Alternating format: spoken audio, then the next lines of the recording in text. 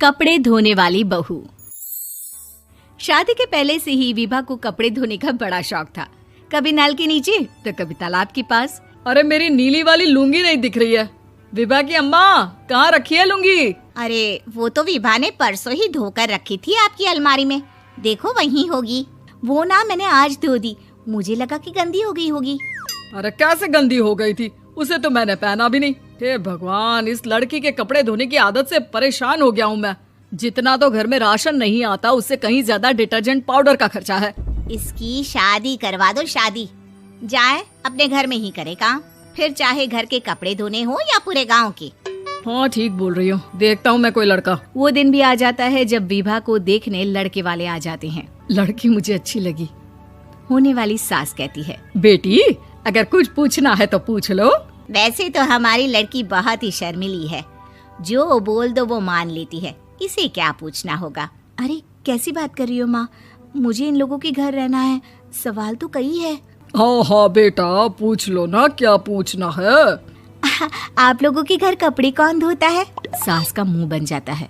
देखो, अगर तुम ये कहना चाहती हो कि तुम्हें कपड़े धोने नहीं आते तो सुन लो, कपड़े मैं ही धोती हूँ, लेकिन तुम्हारे आ जाने के बाद मैं रुमाल तक नहीं धोऊंगी। अरे चुप रहना भाग्यवान, बहू बेचारी घर आई नहीं, उसे डराना शुरू कर दिया। वो क्या है ना बिटिया, अभी तक तो ये कल्लू की माँ ही धोती थी, लेकिन अब तुम्हारे पापा तो दहेज में वॉशिंग मशीन देंगे ही।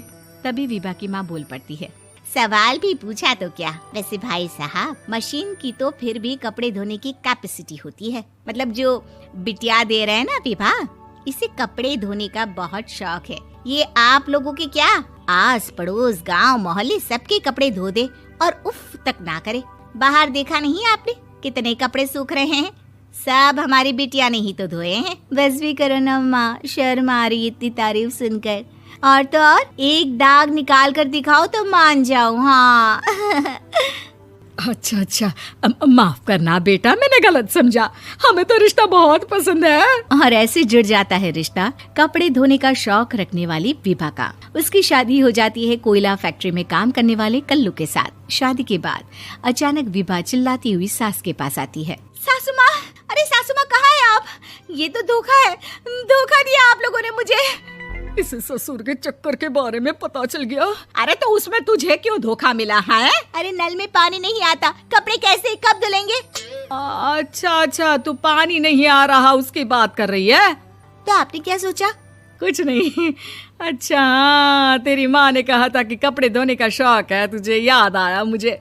शौक बोलकर कपड़े धोने वाले मेरे जुनून को कम ना आके सासू माँ, कपड़ा धोना मेरा गुरूर है। तभी पति भी वहाँ आ जाता है। अभी मैंने इसे सनी देओल की फिल्म दिखाई है, उसी के डायलॉग मार रही है माँ। अच्छा सुन, साफ बता रही हूँ, पानी सुबह 4 से 6 और शाम को 10 से 12 आता है, समझी? विभा टाइमिंग सुनकर हैरान हो जाती है। ये क्या भूतों का मोहल्ला है? सुबह 4 बजे उठकर कौन कपड़े धोता है? 4 बजे टंकी में पानी जाता है, फिर सारा दिन धोना ना, किसने मना किया?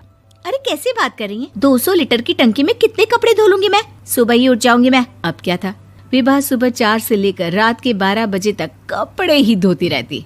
एक रोज सास पड़ोस से निकलकर कहीं जा रही होती है कि साथ वाली कहती है, हाँ कल्लू की माँ, जरा ये बताओ कि 2 साड़ी है, 2 ब्लाउज और एक पेटीकोट और एक नाड़े वाला लंबा कच्छा। हाँ तो? अरे तो क्या, कितना लोगी धुलाई ये बताओ। धोबन दिख रहे हैं हम क्या? हमारे पति सरकारी नौकरी से अभी रिटायर हुए हैं और बेटा सुपरवाइजर है कोयला फैक्ट्री में। धोबन समझ रखा है हमें। हाय रे कल्लू की अम्मा, माफ कर दो, वो तो मोहल्ले में यही सब बता रहे थे कि तुमने बहू को कपड़ा धुलवाने के काम में लगा दिया है। सास को पड़ोसन की बात सुनकर गुस्सा आ जाता है। वो घर पहुंचती है जहां घर के बाहर ही इतने सारे कपड़े सूख रहे होते हैं जितने कि किसी धोबन के घर पर। अरे ओ कल्लू की दुल्हन, बाहर निकल। माँ जी यहीं आ जाओ, बाथरूम में चादर धो रहे हैं हम। अरे अभी हम धोते हैं, तुमको बाहर निकलो। ये आस पड़ोस वाले बोल रहे हैं कि हम बहू से कपड़े धुलवा कर उसे कपड़ा धोने वाली बना दिए हैं। अरे छोड़ो ना माँ जी, किन लोगों की बातों में आती हो? आस पास के लोगों का तो काम ही होता है कि वो किसी तरह सास बहू को लड़ा दे। बहू सारे घर के कपड़े धोती है, ये क्या कम है? बोलिए। सास को भी लग जाता है कि वो बहू का ये सनकीपन नहीं छुड़वा सकती, इससे अच्छा है कि खुद ही चुप हो जाए। एक रोज सास और बहू मंदिर जाते हैं, जहाँ सास की साड़ी वहाँ खड़ी भीख मांगने वाली से मिलती है। माँ जी क्या बात है, आपकी साड़ी उस भिखारन से कितनी मिल रही है ना? हाँ हाँ देखो तो, दोनों की साड़ी मिल रही है। क्या बात है कल्लू की अम्मा, तुम खुद को तो अफसर की बीवी बताती हो और ऐसी सिंपल सी प्लेन साड़ी पहनकर घूमती हो। सिंपल और प्लेन नहीं है ये साड़ी। तो क्या सोने के धागे से फूल बने हैं? कुछ भी सासू माँ, कुछ भी। हाँ बने थे इस साड़ी में सोने के धागे से फूल। मेरे पति लेकर आए थे मद्रास से स्पेशली मेरे लिए 10,000 की। ताहे भाई साहब इस भिखारन के लिए भी सेम टू सेम साड़ी लेकर आए होंगे 10,000 की। सास उस वक्त तो कुछ नहीं कहती, लेकिन बहू के साथ घर आती है और अलमारी से एल्बम निकाल कर लाती है। ये साड़ी देख रही है, ये वही साड़ी है जिसे मैंने अभी पहना था। इस साड़ी में ये जो चमकदार फूल दिख रहे हैं ना, ये सोने के धागों से काढ़े गए हैं।